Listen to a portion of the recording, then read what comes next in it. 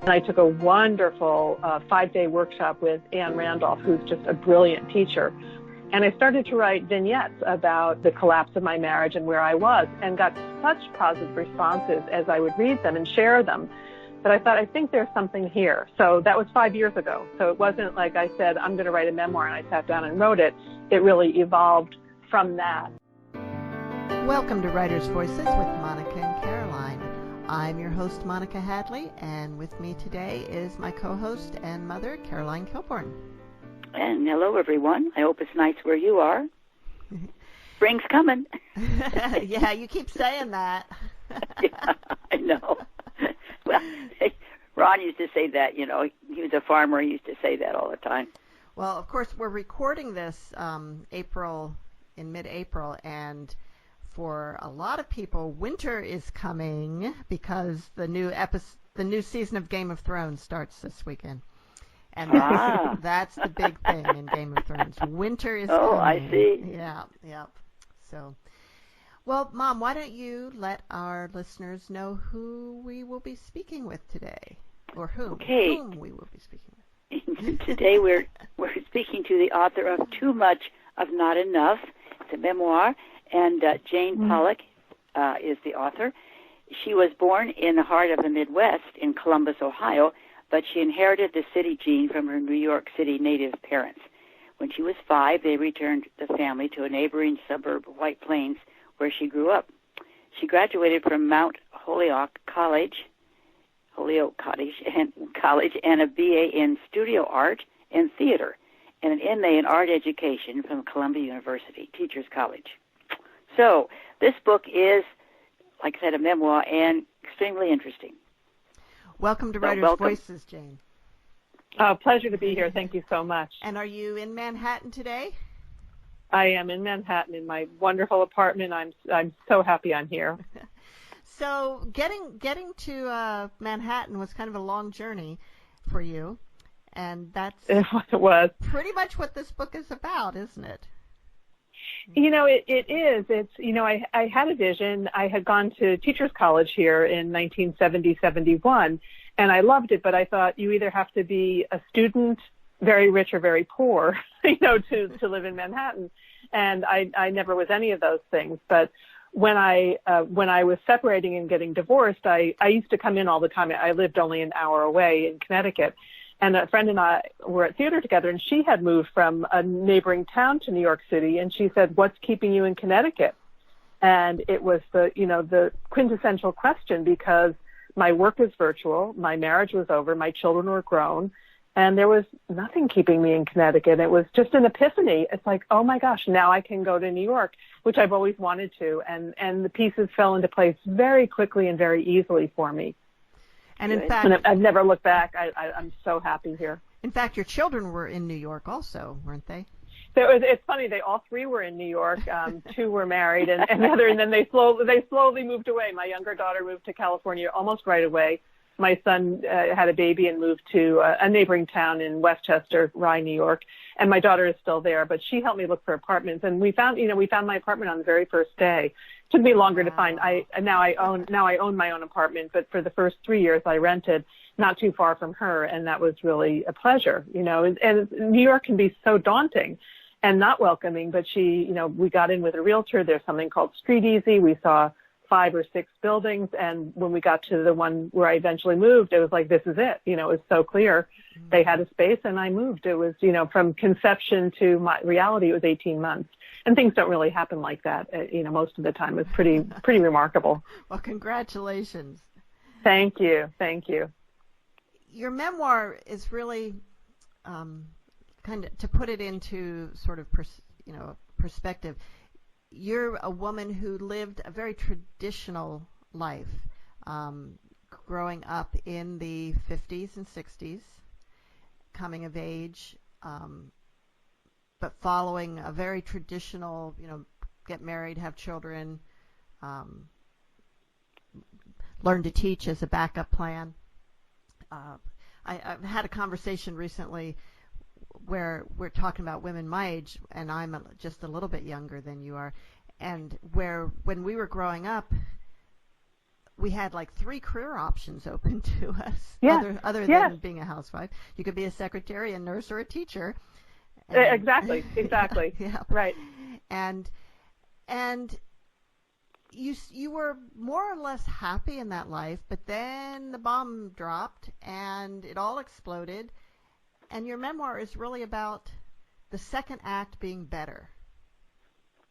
So much better. I really I came to, sometimes, it's like they say, you're swimming in the water, you don't even realize that it's the water you're swimming in. And I didn't know how unhappy. I hate to say that because I have kids, and I adore my kids and I love being a mother, but I was not happy in my marriage. And now that I've been out of it for 7-8 years and also had a wonderful 6.5-year love relationship, I realized how much I endured. And the reason I endured it was because my household, it was identical to my household. And I couldn't see that because it doesn't look like this, but it felt like that. I replicated that feeling of not enough. I went from a household where I was not enough to a marriage where I was not enough. And that, of course, I say that it's self-imposed.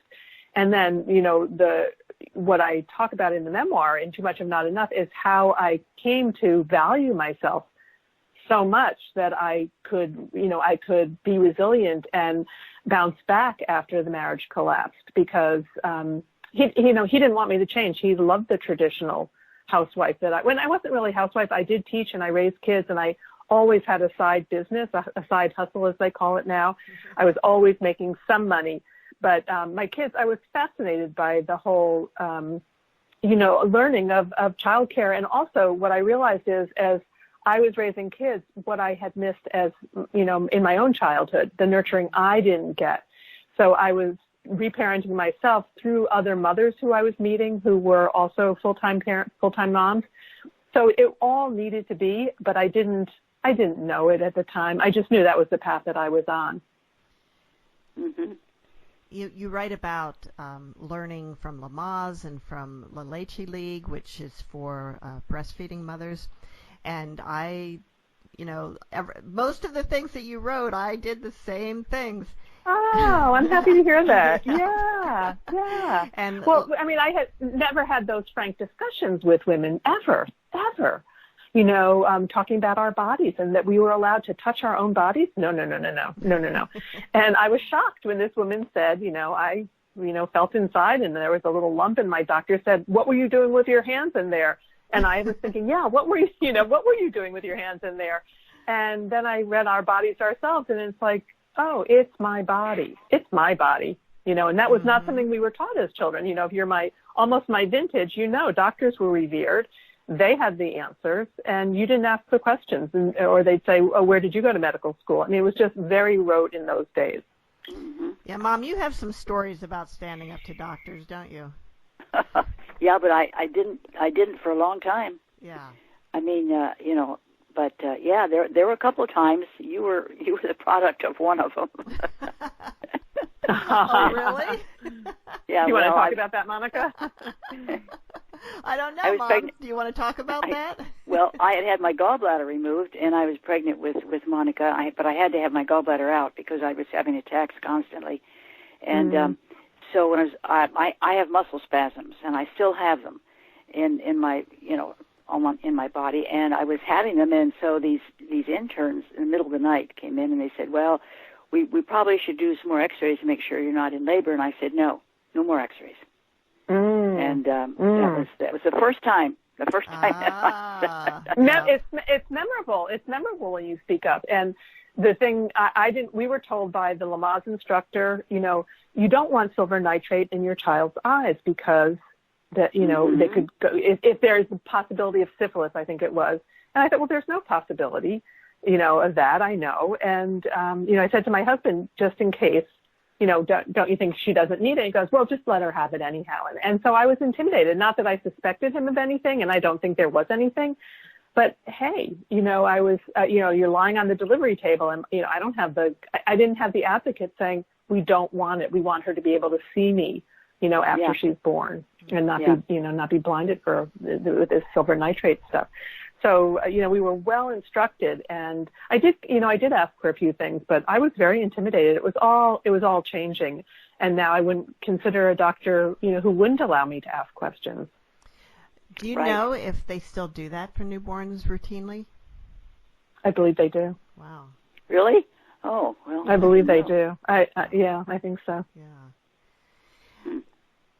Now, Jane, this isn't your first published book. It's actually my third. Your third. Yeah. Tell us a little bit about the earlier books. Sure. My first book was Decorating Eggs, Exquisite Designs with Wax and Dye. I had a 30-year career as an egg decorator. And, the reaction most people have, and that one of the portions I want to read is about that. People's eyes would glaze over. They'd say, "Oh, that's nice, dear." But I will say that my eggs went from $8, at the first exhibit I went to nearly $500 each by the time I closed my business in the early 2000s. Wow. They're museum quality, collected by Steve Jobs. They're in the Smithsonian, and I had 4 presidential eggs that I designed. So they weren't your cookie cutter, little scene inside of an egg kind of thing. They were really small masterpieces. So the first one was about that. It came out in 96 and it sold over 30,000 copies. It did extremely well. And then I wrote a book called Soul Proprietor, Soul Proprietor, 101 Lessons from a Lifestyle Entrepreneur, because I made a business out of decorating eggs and people wanted to know that story. And there were 101 different lessons I learned about being a home-based business. My definition of a lifestyle entrepreneur is someone whose business works for them. They don't work for their business. It very much melded into my life. It grew as my kids grew. I could manage it, and it was very much out of my own interest and hands that it grew. And so there are a lot of people who have those kind of home-based businesses, and so I was a spokesperson for that, and that got a lot of mileage as well. So you can buy the audio version. The print version is out of print now. I think you can pick them up on eBay, but that stayed in print for 10 or 15 years. It was wonderful stories, and I really I still stand by them. Wow. So why did you stop the egg decorating? Well, I had done it for 30 years, and as I like to say, I had said everything in eggs that I needed to say. And then also, how the universe starts throwing you, like the finishes on the eggs. I used a 2-part epoxy. It was a system, and it started crinkling instead of being smooth, and I didn't have the energy to research it. I was just like, oh, this isn't working, and I don't care enough to find out. For 30 years I cared. And then a catalog had my eggs in them for the most expensive, $480 each. And they didn't sell well. And so I felt badly for the catalog and badly that I wasn't making the money from it. And then the ultimate was that I was supposed to be on the Martha Stewart show the week she went to jail. Oh. So I thought, okay, the signs are clear. At that point, I was doing a lot of professional speaking about how to turn your passion into a successful business. And I was being asked to coach, and the coaching was taking over. And I thought, I can't do 2 things really well, so I'm going to let go of the art. I did it for 30 years. I'm complete with it. And I'm going to focus on the coaching, and I've never looked back. That was about 2002. So for 15 to 17 years now, I've been strictly coaching, speaking, and writing. Okay, well, that sounds, you accomplished what you wanted to do, and then you moved on, so that was good. Exactly, yes. So thank you. It seemed like it was easier for you to do that in your professional life than in your personal life. Yes, it was. And I think I speak for a lot of women. Yes. That we work things out professionally that we can't work out personally. And one of the things I've learned in all the years of therapy and recovery work that I've done is that you can only go as far professionally as you have gone personally. So the things that I have trouble with personally, I still get stuck on professionally. So, but I think because they're, it's not a relative or, that you're dealing with professionally, it's a little bit easier to set boundaries. But I still, you can limit yourself if you aren't willing to tackle the things that hold you back. Well, Jane, what made you decide at this point to tell your personal story? Just like we opened the conversation about moving to New York, when I moved, and I've been blogging since 2008, I think, I would blog about that and people say, that's my vision. You're so inspiring. And when I moved to New York, I actually fell in love with somebody. I met somebody through online dating a year and a half after I got divorced. And I had this wonderful 6-year relationship, and people said, wow, I would like to do that. You're my role model for that. And then because things were a little bit slow when I moved into New York, I had some time on my calendar, and I had money in my account, and I took advantage of something called Semester at Sea, and I went 25,000 miles around the world on a voyage with 500 students, 200 faculty and staff, and 65 lifelong learners. So, again, I heard people saying, wow, how do you do that? How do you live what you want to live? And I thought, I love writing. I love writing about this. I think there's a story to tell. And so I took a course at a place called Kripalu. I don't know if you're familiar with it. It's a yoga retreat center in Lenox, Mass. And I took a wonderful 5-day workshop with Anne Randolph, who's just a brilliant teacher. And it was a course called Taking Your Story to the Stage. And I started to write vignettes about my marriage and, the collapse of my marriage and where I was, and got such positive responses as I would read them and share them that I thought, I think there's something here. So that was 5 years ago. So it wasn't like I said, I'm going to write a memoir, and I sat down and wrote it. It really evolved from that and forward, and, really coming to and then I took memoir writing classes at Gotham Writers Workshop here in New York. And I thought, what actually is my story? And as you noted, it was after the marriage and reinventing myself in my second or third act, depending on how long I live, and telling that story, because I think, the Pew Research shows that baby boomers are getting divorced at an incredible rate, and people over 65 at a higher rate than ever before. And I believe I have something to say to those women particularly, but also to women in their 40s and 50s who are in marriages that aren't very happy and think, well, where am I going to go from here?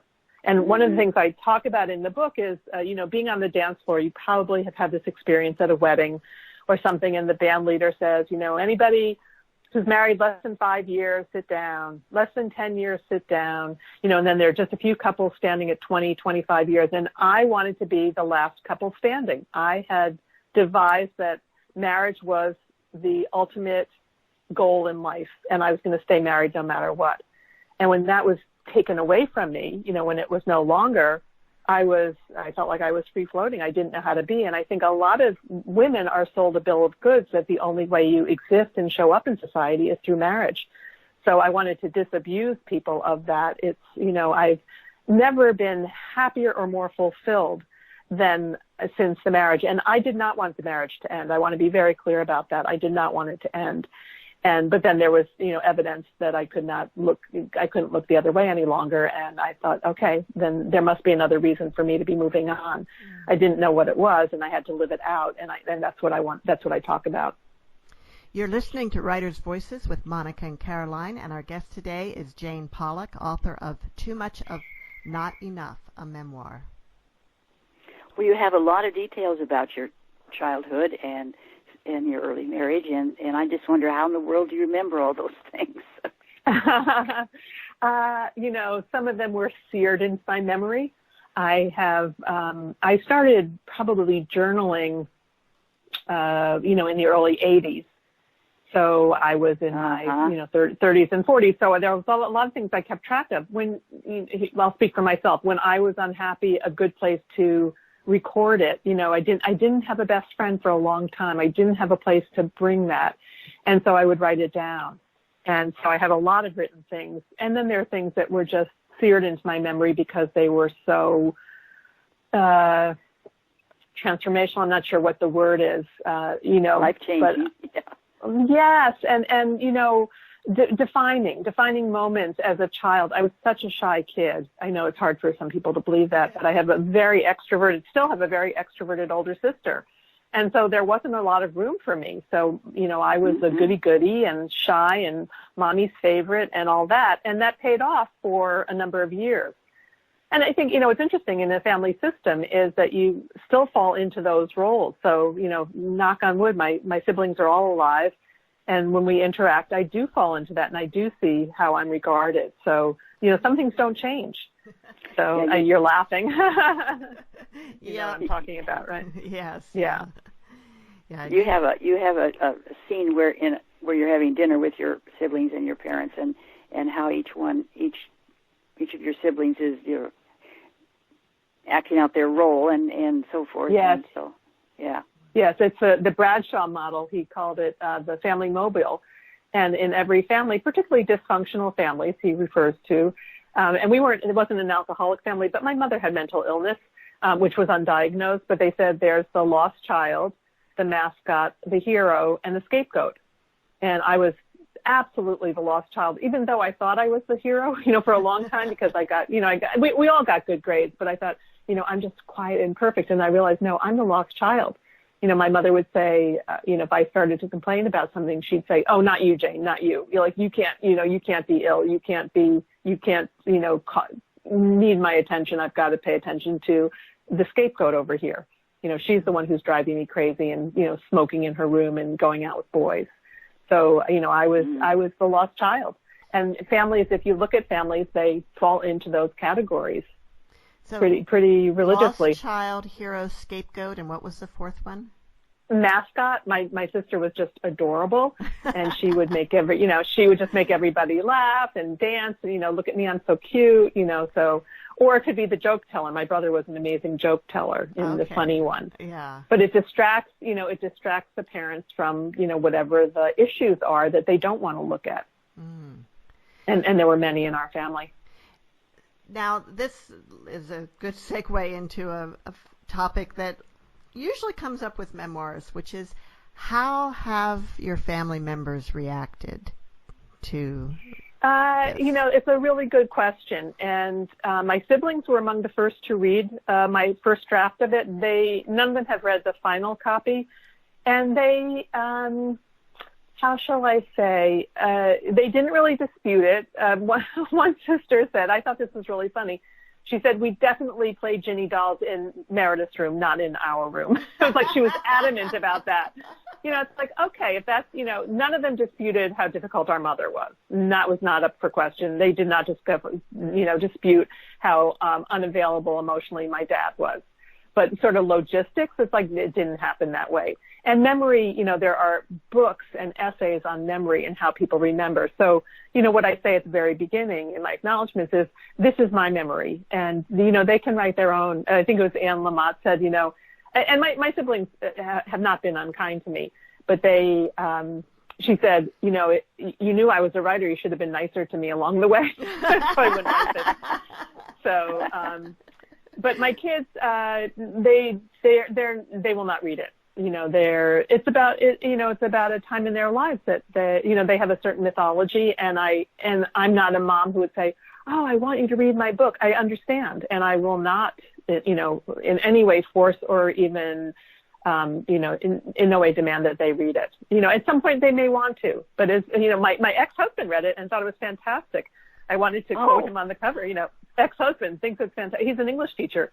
And he was concerned about, how I portrayed him. And he thought the only thing unfair was that he thought his memory of their early childhood, that he was more participatory than he was. And that's fine. He's entitled to his memory. I saw it differently. But he said, what child wants to read about their parents' sex life? Probably none.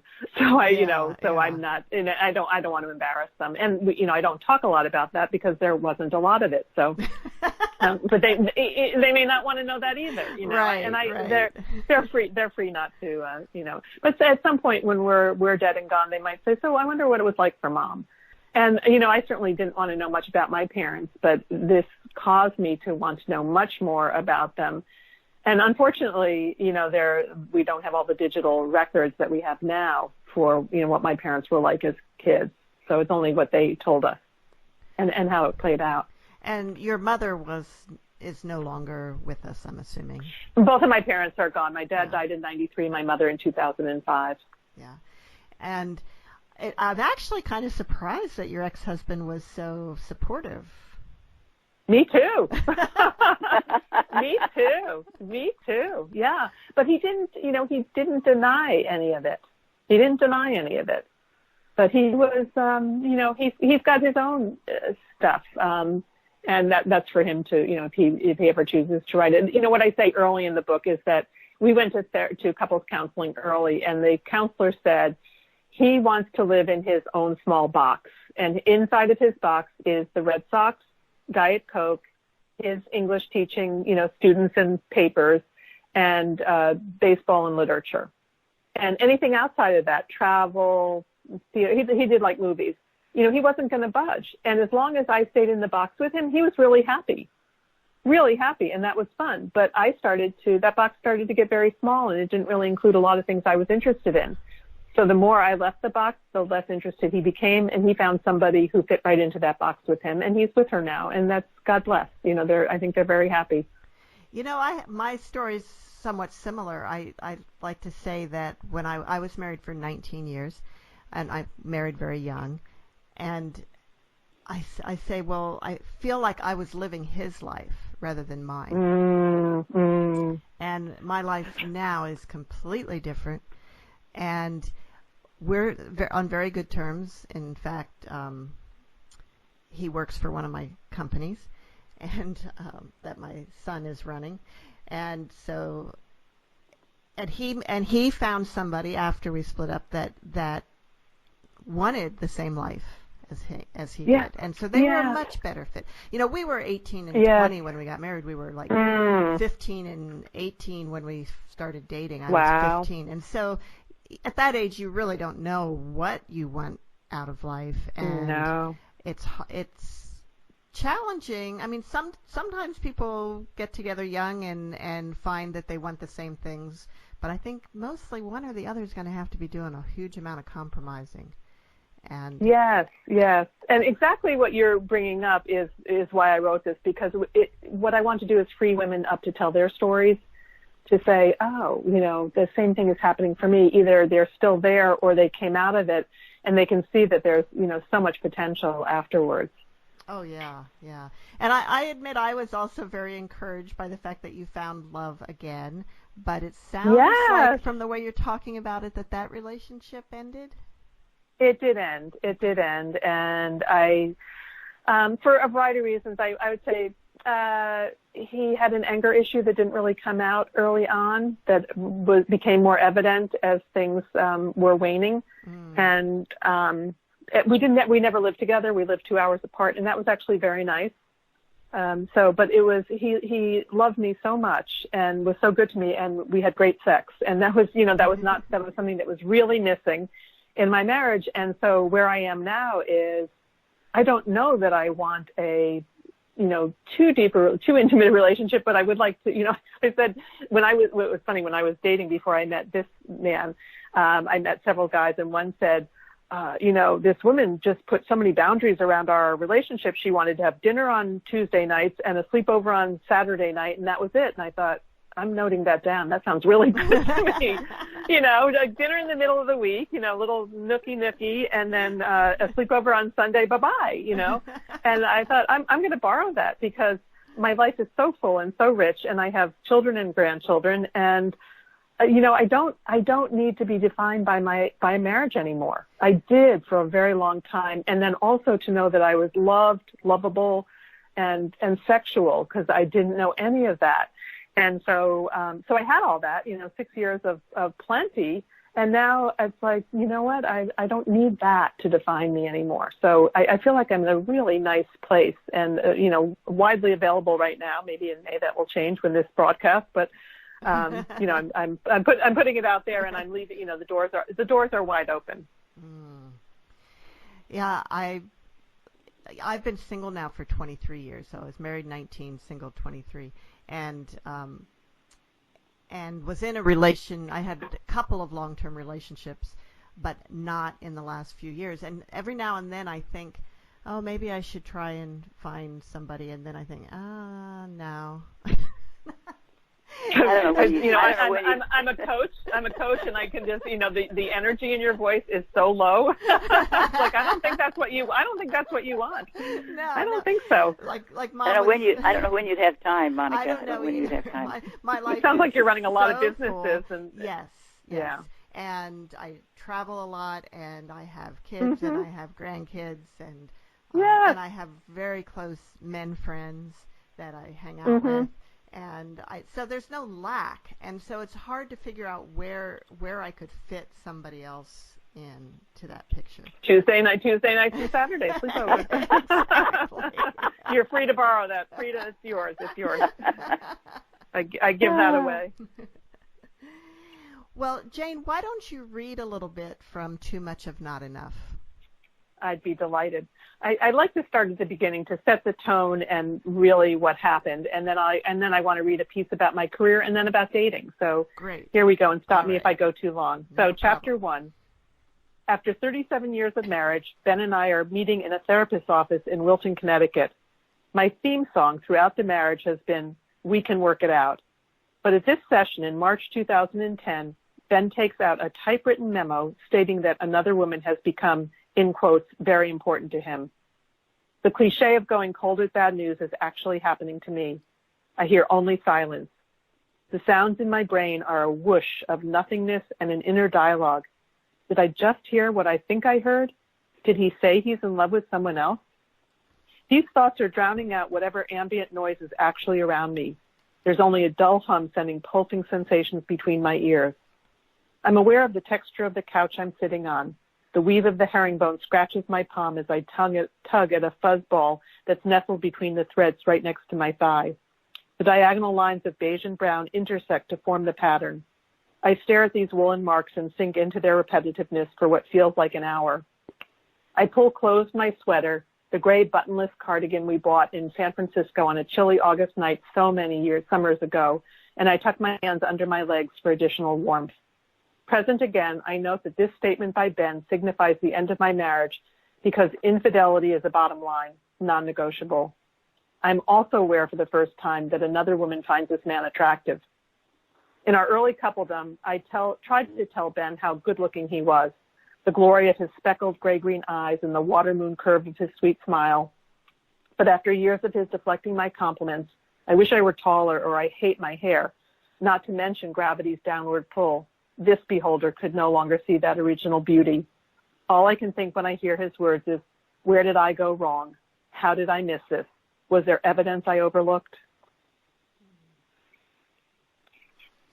I want to share something about, what I thought love was. And, you talked about being married early. So my first serious boyfriend was when I was 19 or 20. I was a sophomore and then junior in college. I should mention that I had one serious boyfriend at Mount Holyoke starting at the end of my sophomore year. Matthew, a junior at Yale, was my first real love. We dated steadily through my junior year, his senior, slept in the same twin dorm bed, and fondled each other passionately, but never consummated our union. Matthew graduated that May and returned to his Chicago hometown to begin law school. Continuing to date would have been inconvenient for Mount Holyoke, so I selfishly broke up with him. Besides, I knew it would never work out because he was too different. During college, you saw a person only in their current milieu, surrounded by the choices of an institution. When I visited Matthew at his home during the first summer we were dating, I noticed startling differences in our upbringing. His Midwest house had Venetian blinds on the windows instead of draperies and area rugs on the wood floors rather than wall-to-wall carpeting. My vision was so narrow that something as foreign as alternate window treatments could change my opinion of someone I loved. The mercury in my romantic thermometer dipped below normal and never climbed back to the heat I had once experienced in his company. After finishing my degree at Columbia and having been to Ben's fully carpeted home in Fairlawn, I determined that this would be it. I loved him, thought he was funny and smart, and would make a good teacher. What else was there? Up until then, my life's milestones, other than my college major, had been decided for me. It was time to become a wife, and Ben fit the part. It surprised me that for a novice decision maker, I was unyielding. And then I wanted to share about my career. So we talked about the egg decorating. Friends who saw my earliest designs said I should enter them in a local craft show, the Pink Tent Festival in Stamford that summer. Their interest in me and my art was exciting and motivating. Craft shows in 1973 were a relatively new phenomenon.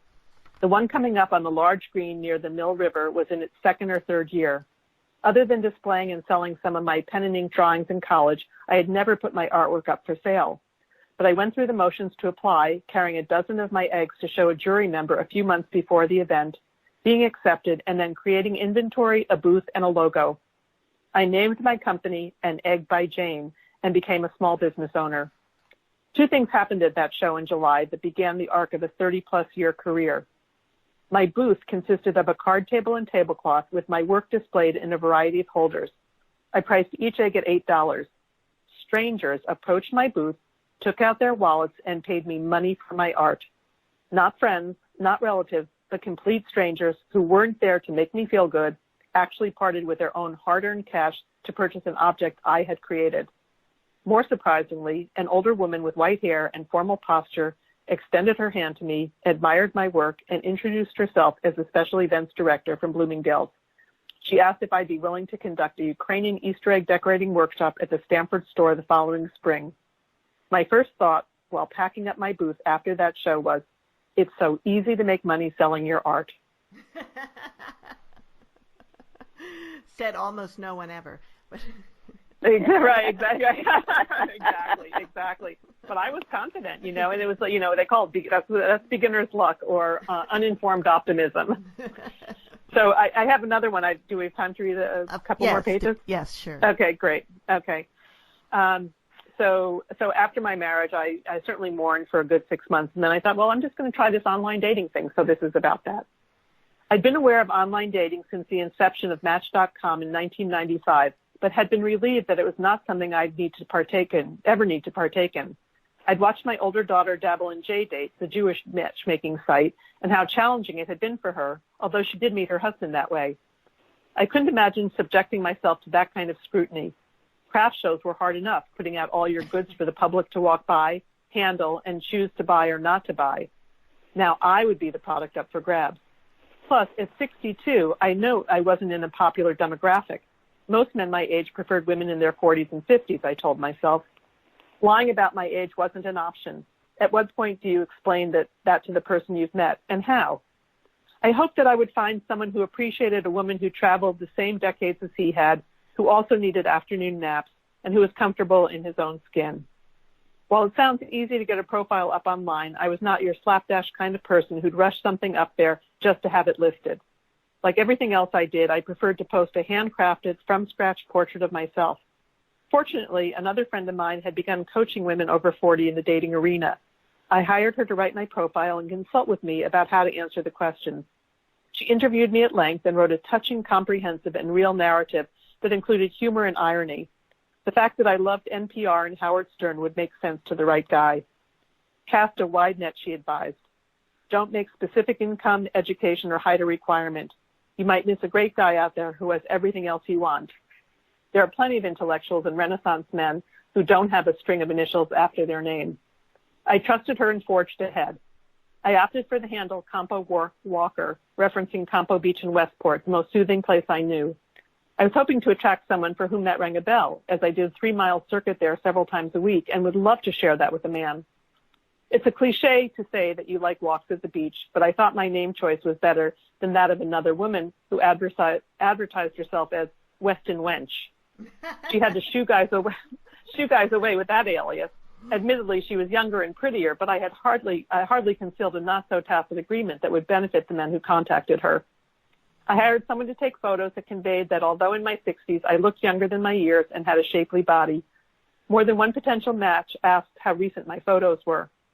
My first date was with a man named Michael, a psychiatrist from New Haven. We met at a Starbucks in Westport. He was in his early 70s, handsome, tall, and Jewish.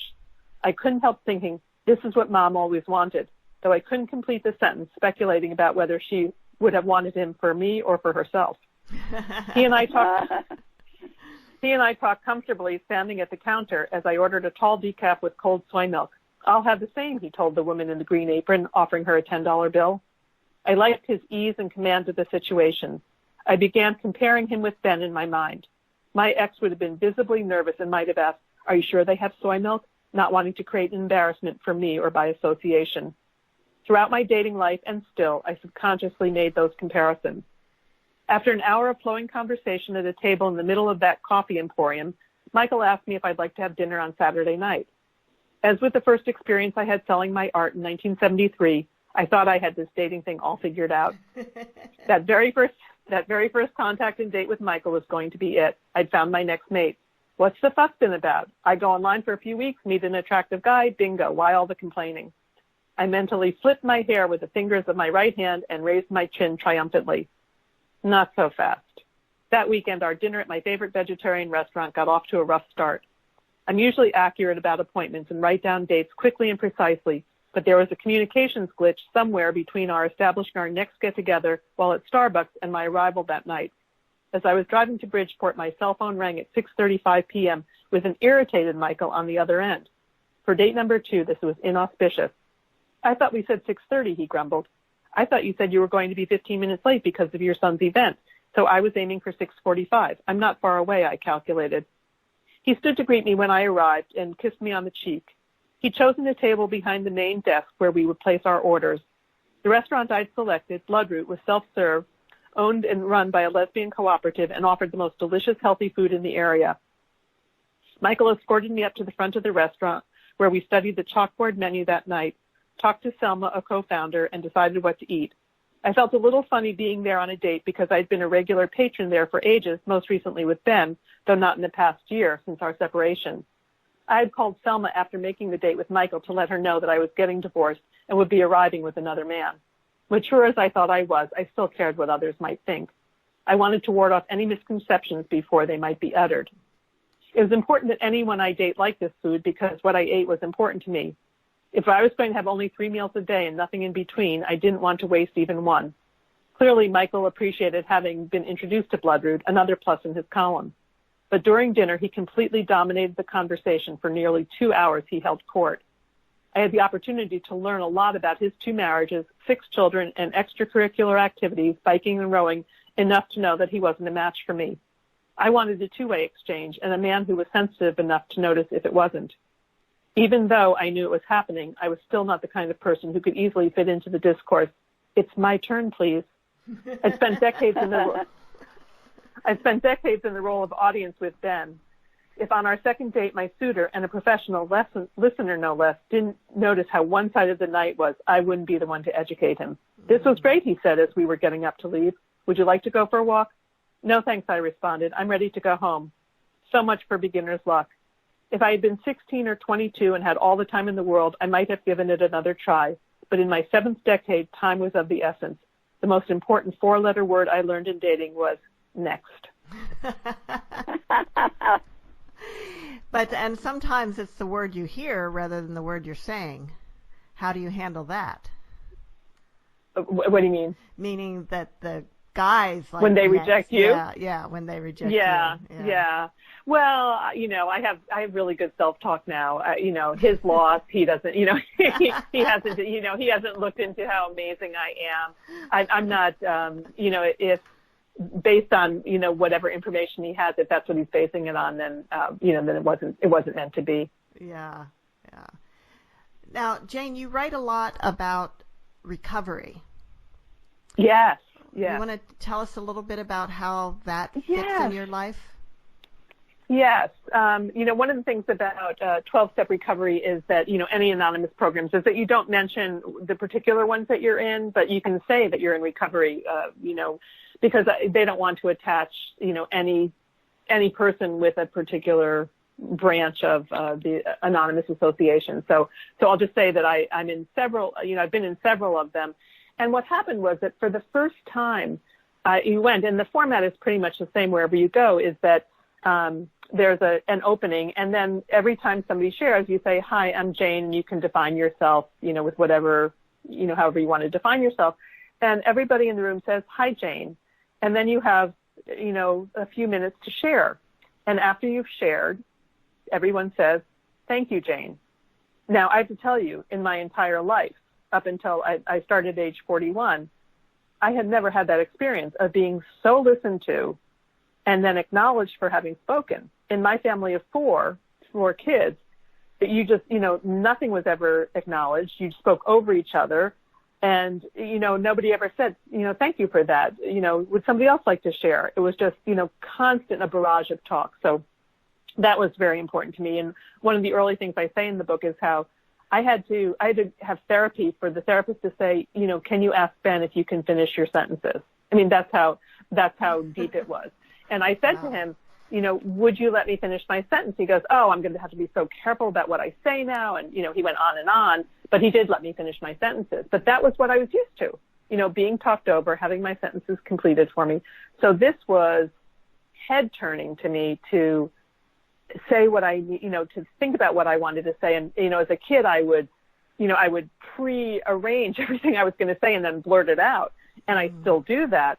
But what happens now is people will come up to me after a 12-step meeting and say, I really identified with what you shared. And, I'm thinking to myself, you heard that? Of course I heard it. The room was silent except for me speaking. But it was such a new experience for me to be acknowledged.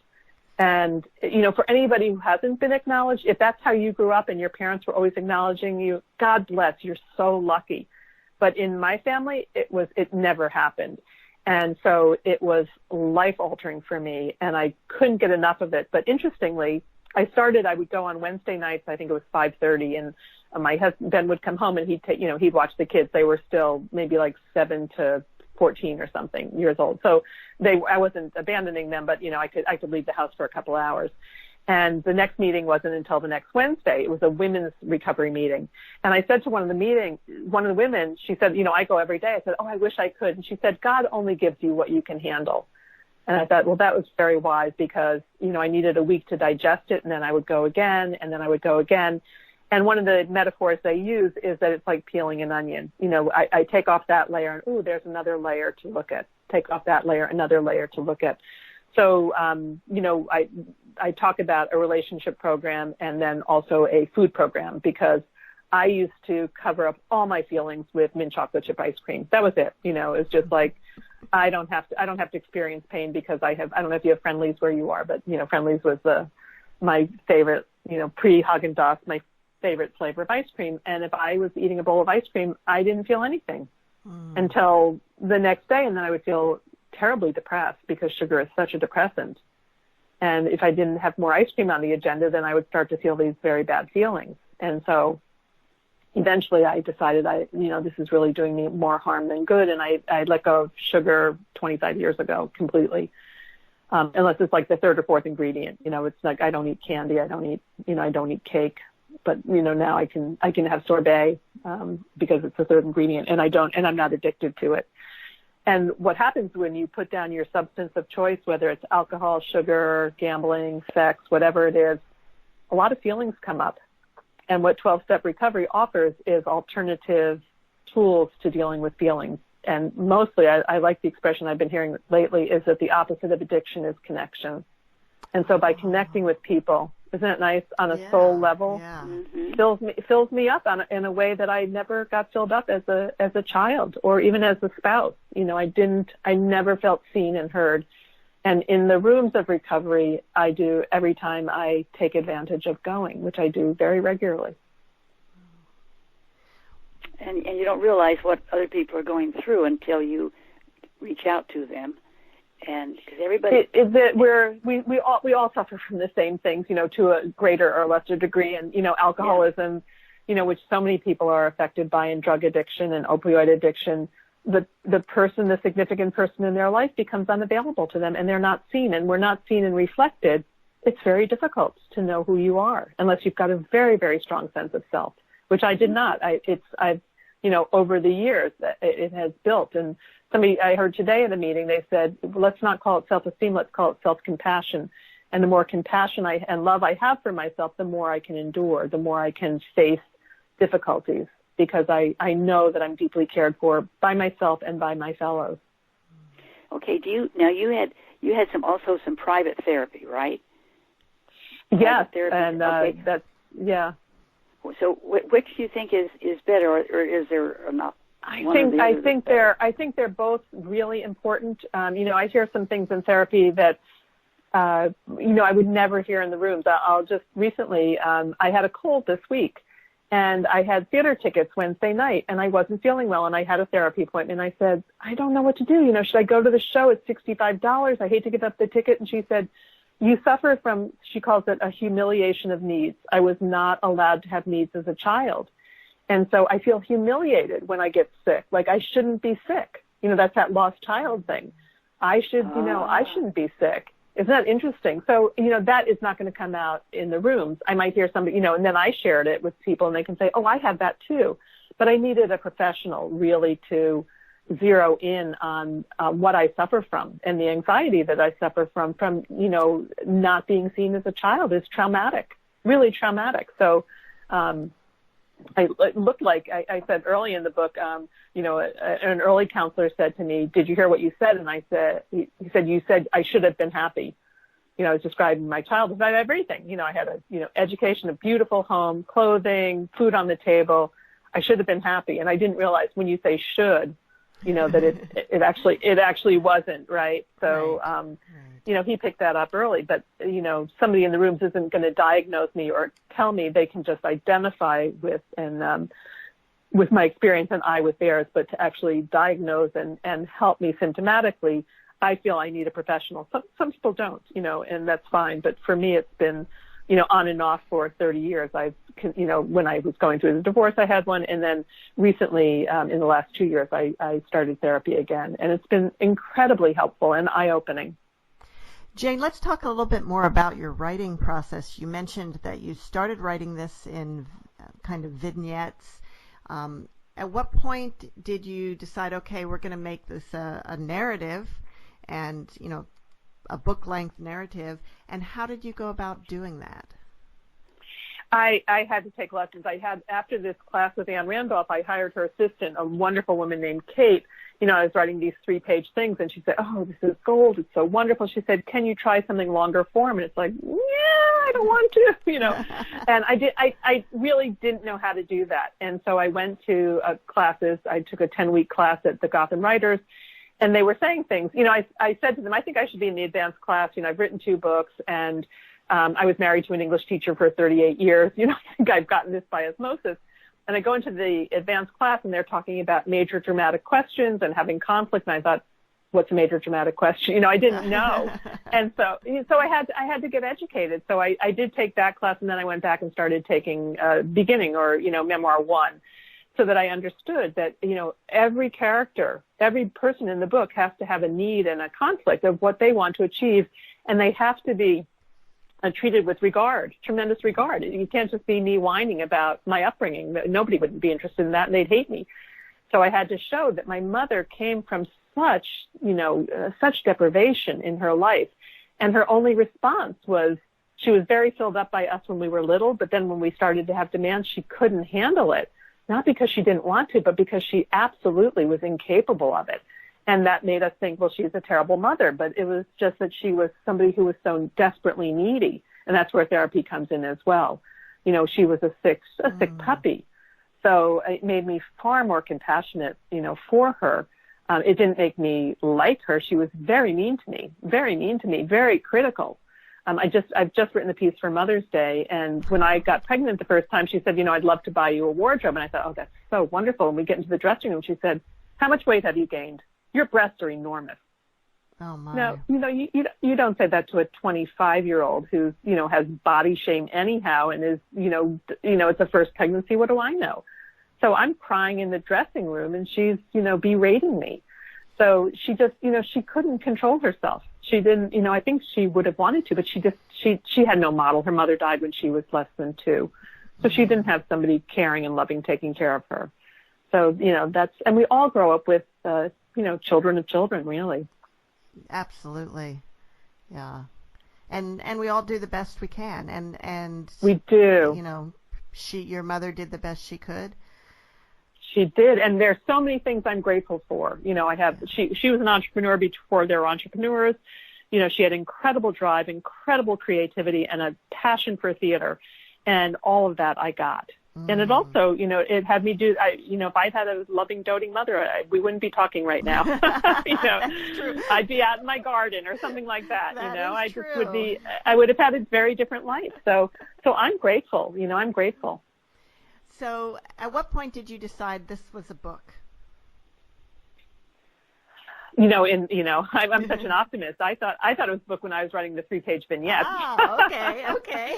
But then it took 5 years of, writing and submitting 25 pages for workshops in my classes, and then going off. I did I went to the Iowa Writers Festival. I took myself on my own 2-week writing retreat. I hired writing coaches, a developmental editor. I had a dramaturg work on it. It's just a tremendous amount of work to put together a book. I have so much respect for good writers, so much respect, and wonderful what you're doing to, help people talk about their craft. Oh, thank you. So, I've just learned so much along the way, and I would definitely like to write more, but I've got to launch this baby, and then we'll see where it goes. But I have so much more to say.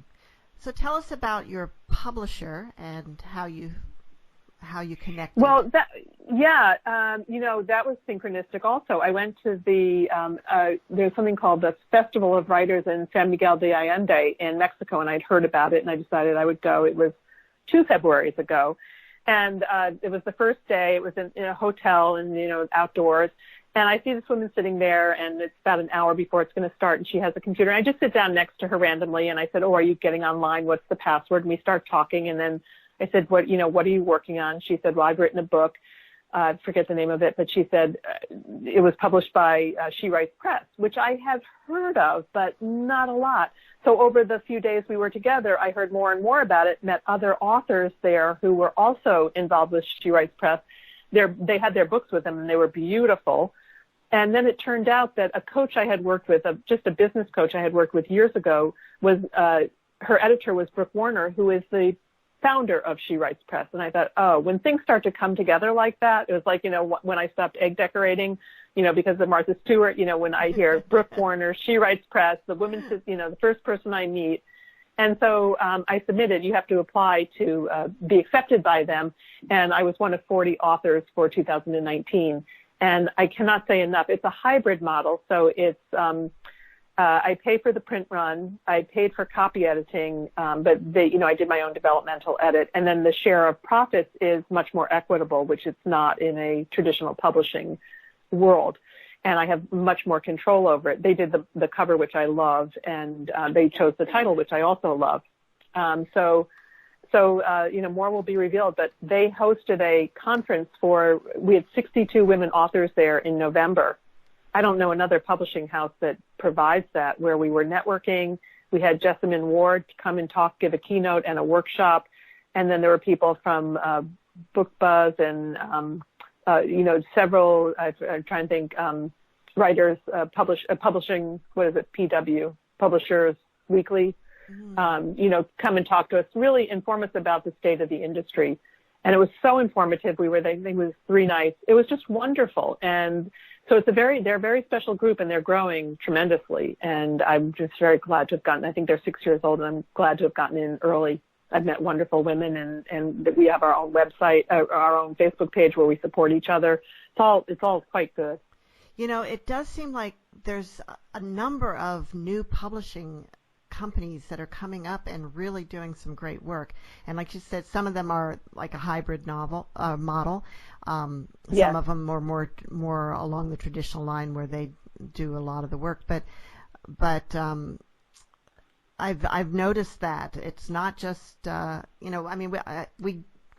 we certainly interview authors from Penguin and Macmillan and the mainline companies, and that's still a great way to go. But there really seems to be some new energy in publishing now. Well, they say, I like the use of the word, they say she's disrupting the industry. Brooke is disrupting the industry, and she's, a sought-after speaker on that subject, and she's doing a really good job, and her deadlines are, very closely adhered to. So I already have, my copies. I have 100 copies right here. I don't have to worry. I'll be speaking all over the country, and I don't have to worry, will the books be shipped? They're already there. So, they're very responsible and I think shaking up the industry in their adherence to deadlines in a very nice way. Oh, absolutely. Well, thank you so much for being with us today, Jane. We are my pleasure. Thank you very much. Completely out of time. Oh, can't be out of time. Mom, do you have some final words of wisdom? Well, yeah, she had this in her book, and I think she said that she repeats it and often, the Serenity Prayer. To accept the things I cannot change, to possess the courage to change the things I can, and to have the wisdom to know the difference. Amen. Amen. Amen. Yeah. Thank you. That's a great note to close on. Thanks, Jane, and see you all next week on Writers' Voices. Thank you, Bye, Monica everybody. and Caroline. Bye-bye. You're welcome. Bye-bye.